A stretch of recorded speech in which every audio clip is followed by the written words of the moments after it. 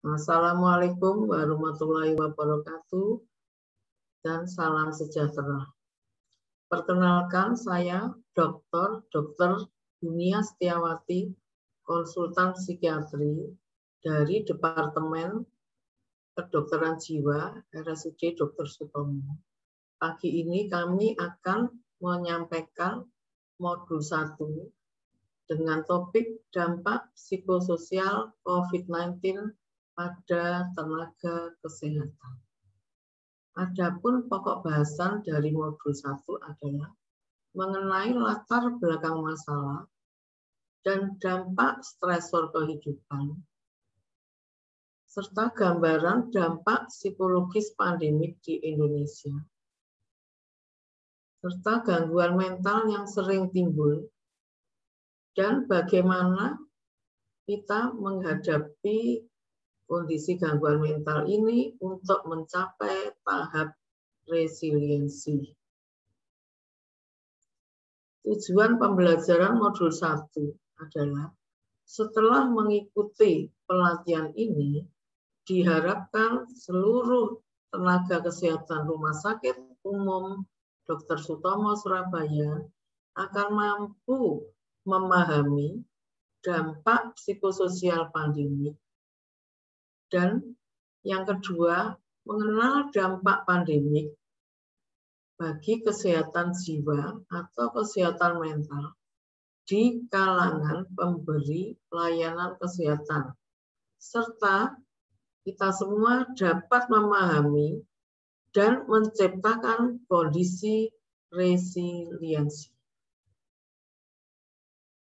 Sebagai latar belakang masalah, gambaran dampak psikologis pandemik di Indonesia berdasarkan data dari infografis swaperiksa PDSKCI tahun 2020. Saat itu dari hasil 4.010 swaperiksa, maka 64,8% pengguna swaperiksa PDSKCI mengalami masalah psikologis dengan mayoritas adalah pada perempuan sebesar 71%, sedangkan pada laki-laki sebesar 29%. Di mana tren masalah psikologis dalam 5 bulan terakhir, yaitu mulai April sampai Agustus. Nah, yang awalnya bulan April di mana kasus COVID itu sangat tinggi, itu juga kondisi stresornya itu tinggi. Nah, di bulan Juli mulai mengalami penurunan. Sedangkan di bulan Agustus cenderung meningkat karena peningkatan daripada pemeriksaan, yaitu kesadaran akan adanya perlunya pemeriksaan swaperiksa ini. Data-data dari data berikut dari 2.379 dan 397 orang dijumpai kasus aktif sebesar 343.101 orang. Nah, hal yang menggembirakan adalah saat itu didapatkan data 34.039.797 orang yang mendapat vaksinasi pertama. Sayangnya yang mendapat vaksinasi kedua baru 14.443.813 orang. Kondisi ketidakpastian ini akan menimbulkan masalah psikologis, di mana dari data-data yang kami dapatkan, yang terutama mengalami masalah psikologis adalah pada usia 17 sampai 29 tahun, yang merupakan fase awal perkembangan menuju ke dewasaan, di mana seseorang pada periode tersebut memerlukan adaptasi sosial yang tinggi dan usia di atas 60 tahun. Usia di atas 60 tahun karena banyak orang yang sudah masuk dalam tahap pensiun, terus banyak kehilangan kerabat, dan juga harus tinggal sendiri, sehingga tentunya dampak psikologisnya lebih besar dibandingkan dengan usia-usia produktif, yaitu 30 sampai 50 tahun. Dan kondisi-kondisi yang masalah psikologis yang paling sering timbul, yaitu mayoritas ditimbulkan berupa gangguan kecemasan akibat trauma yang ditimbulkan. Dan yang kedua yaitu depresi.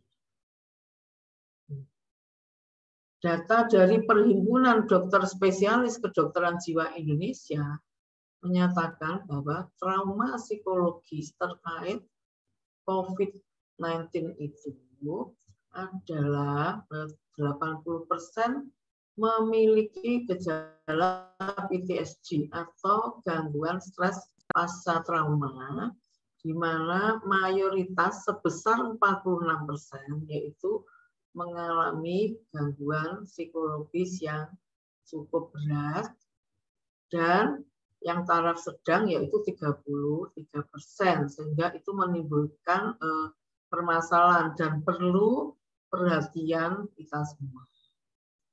Gejala stres pasca trauma yang menonjol yaitu merasa berjarak dan terpisah dari orang lain.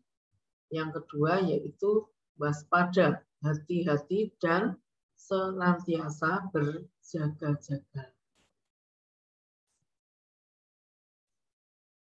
Dampak pandemi COVID-19 terhadap tenaga kesehatan ini juga dari literatur yang lain juga sama, yaitu terutama yaitu adalah kecemasan dan depresi dengan gejala psikologis yang sering timbul yaitu insomnia.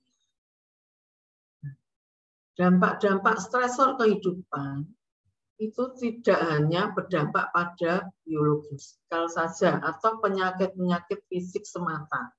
Namun dampak yang tidak kalah pentingnya yaitu dampak psikologis berupa ketakutan, kecemasan, gangguan panik, kemarahan, depresi, yang bila tidak segera ditangani akan dapat menimbulkan ide-ide bunuh diri. Dan dampak sosial yaitu akibat burden ekonomi, culture, ya, kekerasan dalam rumah tangga atau remaja, juga orang dalam usia penuaan. Nah, semua kondisi ini akan mengganggu ekosistem kehidupan kita. Nah, marilah kita semua belajar saat ini, di era pandemi COVID-19 ini, kita dalam kondisi yang mana?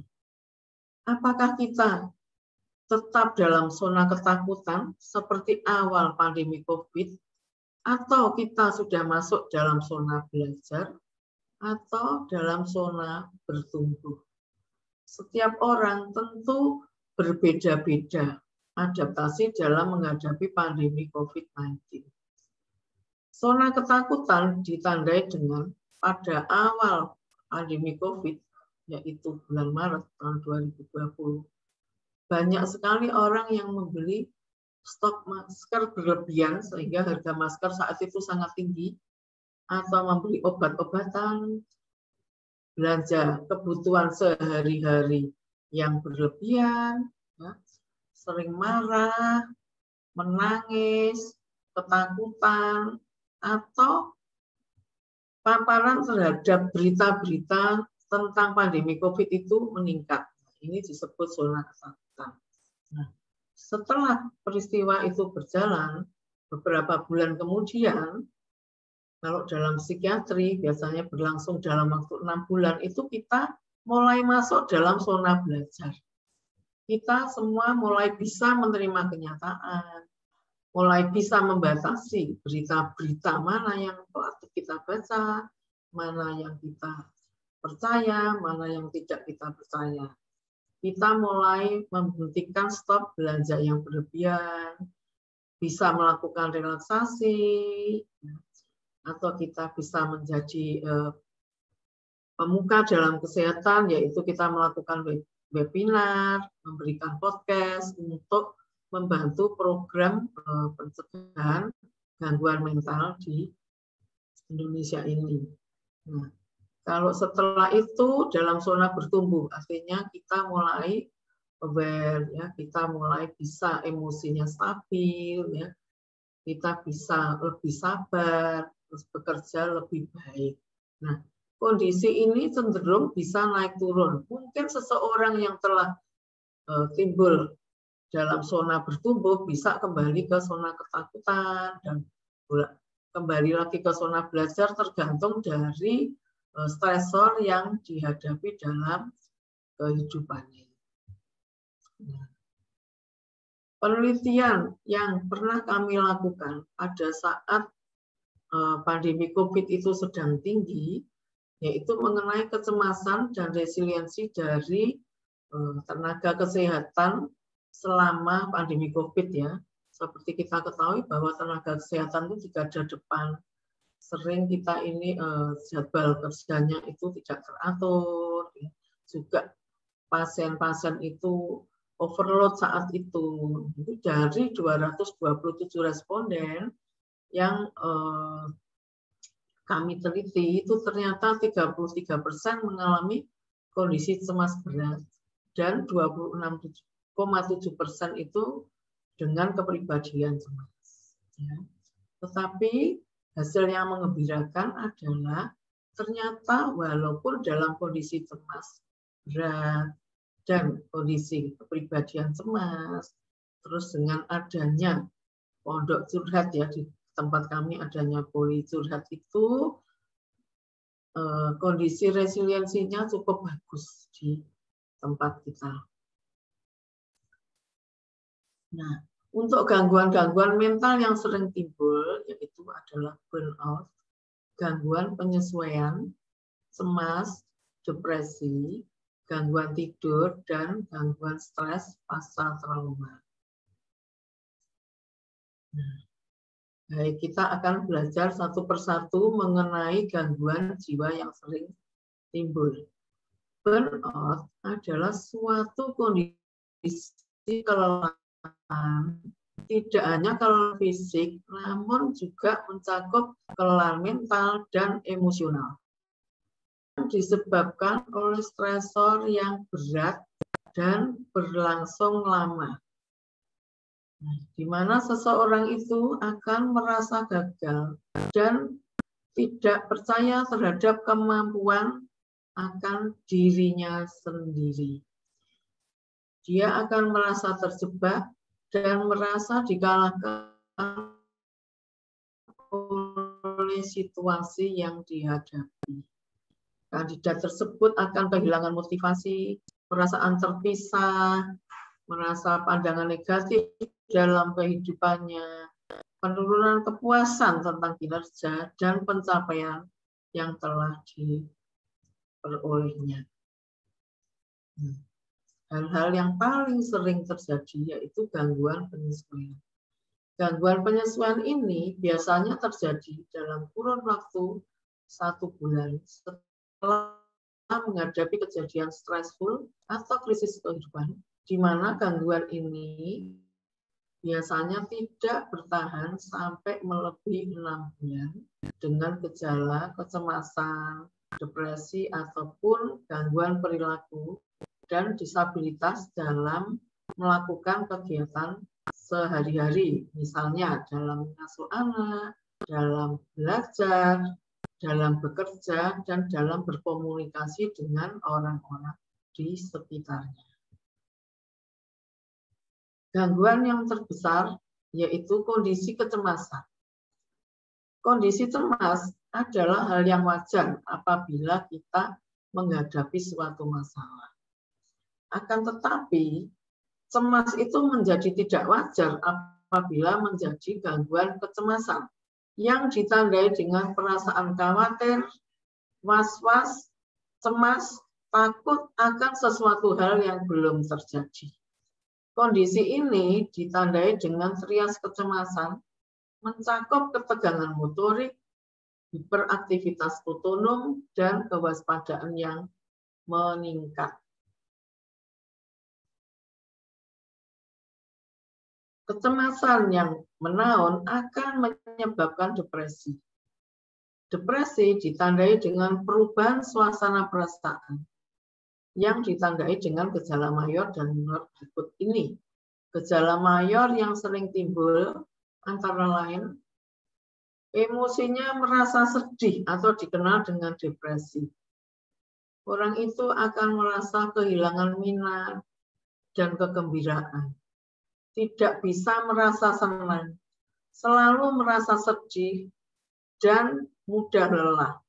Juga disertai gangguan konsentrasi. Tidak bisa fokus, tidak bisa menyelesaikan tugas-tugas. Juga rasa percaya diri yang rendah, cenderung merasa bersalah, tidak berguna, tidak ada masa depan, ya, juga ada ide-ide bunuh diri, dan gangguan tidur atau gangguan nafsu makan. Bisa nafsu makan menurun, meningkat, atau bahkan tidak ada nafsu makan sama sekali.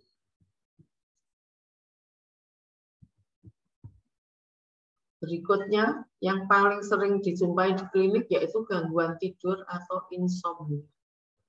Gangguan tidur ini dapat berupa penurunan kualitas tidur atau peningkatan jumlah tidur, tetapi pasien itu tetap merasa lelah, tetap merasa mengantuk, dan pada malam hari sulit untuk memulai tidur, sulit mempertahankan tidur, bisa karena mimpi-mimpi buruk atau tidak bisa tidur dengan nyenyak.